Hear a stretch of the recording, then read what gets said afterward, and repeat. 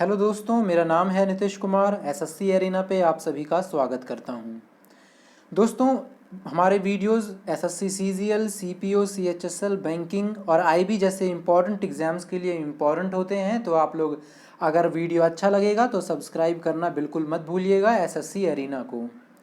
और दोस्तों, ये हमारा फ़ी स्ट्रक्चर है जो कि अगर आप चाहें तो वीडियो पॉज करके देख सकते हैं। और ये वॉलंटियर फ़ीस है, इसका मतलब अगर आप नहीं पे करना चाहते हैं तो इट्स ओके, आप वीडियो इस पार्ट को स्किप करके आगे वीडियो के इम्पॉर्टेंट जो कंसेप्ट हैं, जो हमारा सिलेबस हम आपको कंप्लीट करवा रहे हैं, उसको अवेल करिए।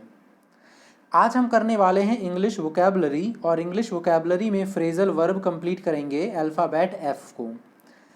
दोस्तों, फ्रेजल वर्ब की कंप्लीट सीरीज़ भी मैं आपको करवा रहा हूं, तो प्लीज़ सारा सीरीज़ आप देख सकते हैं प्लेलिस्ट से जा कर के। और आज का वीडियो अगर अच्छा लगेगा तो प्लीज़ मुझे कमेंट बॉक्स में बताना बिल्कुल मत भूलिएगा कि आपको वीडियो कैसा लगा, वेदर यू लाइक इट और not. Let's start this topic. तो दोस्तों, पहला इंपॉर्टेंट फ्रेजल वर्ब है हमारा फॉल बैक। फॉल बैक का मतलब होता है टू रिट्रीट, टू विड्रॉ।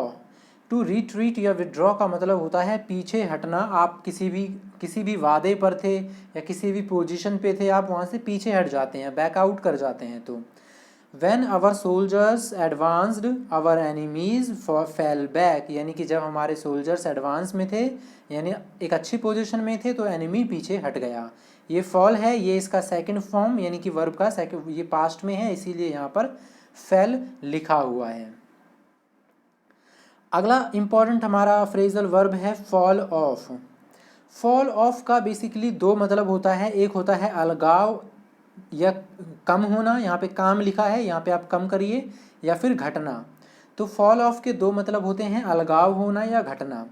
देखिए, यहाँ पर ज़्यादातर आपको जो यूज़ होगा ये अलगाव के वे में एग्जाम में देखने को मिलता है एसएससी में। मैं इसको थोड़ा एक्सप्लेन करता हूँ, क्योंकि इसमें हमेशा आपको कई सारे बुक्स में डिफरेंट आंसर देखने को मिलते हैं और आपको कन्फ्यूज़न होता है कौन सा सही है कौन सा गलत। देखिए, पहला sentence, in the wake of flu A number of tourist have fallen of. तो यहाँ कहा जा रहा है कि फ्लू के कारण टूरिस्ट बहुत कम हो गए हैं। तो यहाँ पे तो कम होने से यूज़ हो रहा है या घटने से। अगला देखिए, one of kids playing together fell off the roof. वो छत से नीचे गिर गए। देखिए, कई बार क्या होता है कि मान लीजिए कि छत पर ही गिर जाते हैं या ज़मीन पे गिर जाते हैं। मान लीजिए ज़मीन पे कोई लड़का खेल रहा है, वो गिर गया, तो बुक में आपको फेल ऑफ दिखा मिलता है वहाँ पे, जबकि वो गलत होता है। वहाँ पर उसका मतलब होता है फेल डाउन। फेल डाउन का मतलब होता है धड़ाम से गिर पड़ना। लेकिन आप कहेंगे कि यहाँ पे ऑफ क्यों आया, हम कैसे पता लगाएं कि ऑफ आएगा। कई बार जो पत्ते पेड़ों से अलग होते हैं, पत्ते जब गिरते हैं झड़ के, उसके लिए भी फेल ऑफ का प्रयोग किया जाता है। तो आपको ये समझना होगा कि देखिए, ये रूफ है, ये ज़मीन है। लड़का जब गिरा तो वो पूरा का पूरा सेपरेट हो गया छत पे से। छत पे तो उसका बिल्कुल भी अंश नहीं बचा ना, वो पूरा अलग हो गया।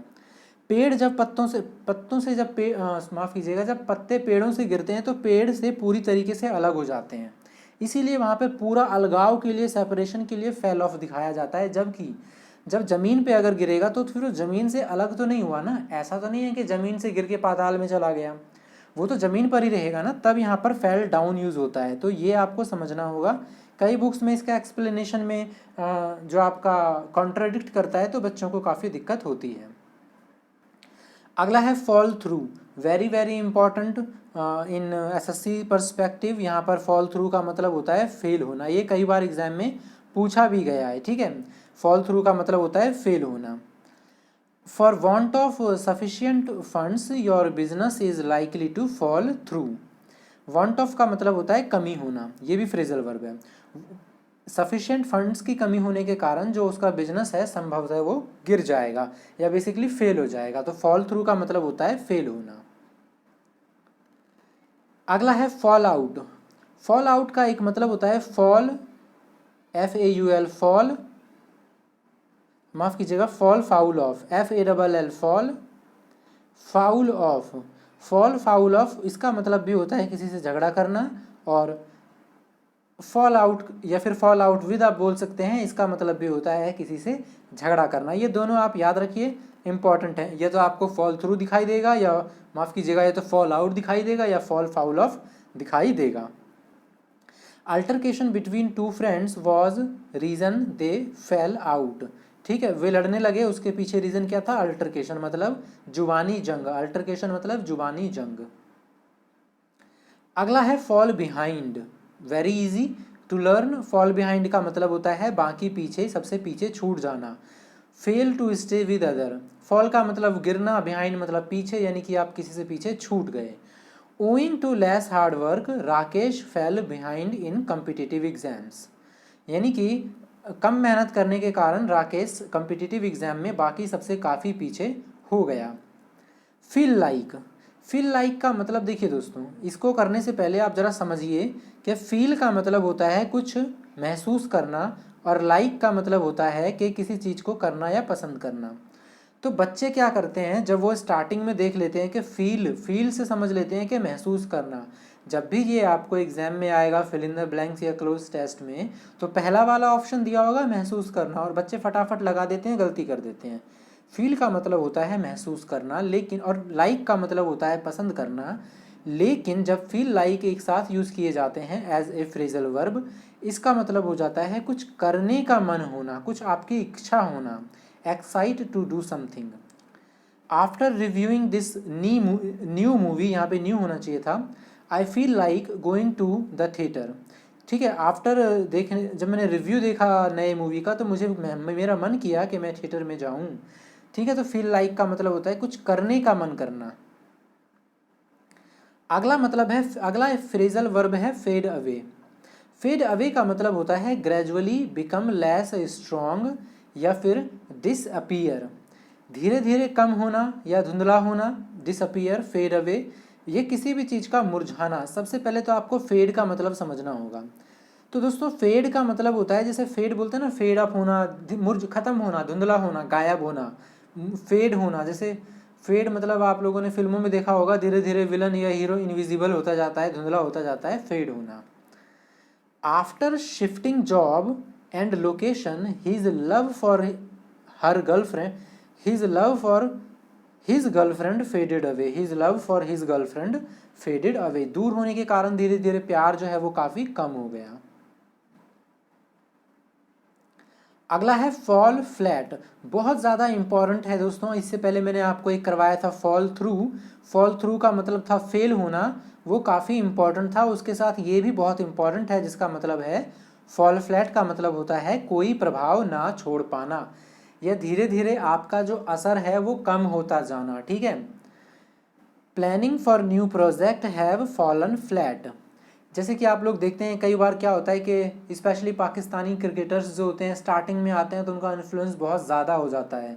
ठीक है, फ़खर जमान हो गए, डबल सेंचुरी मार दी वनडे में, लेकिन धीरे धीरे उनका जो परफॉर्मेंस है वो फॉल फ्लैट होने लग जाता है, मतलब वो कोई असर नहीं छोड़ पाता।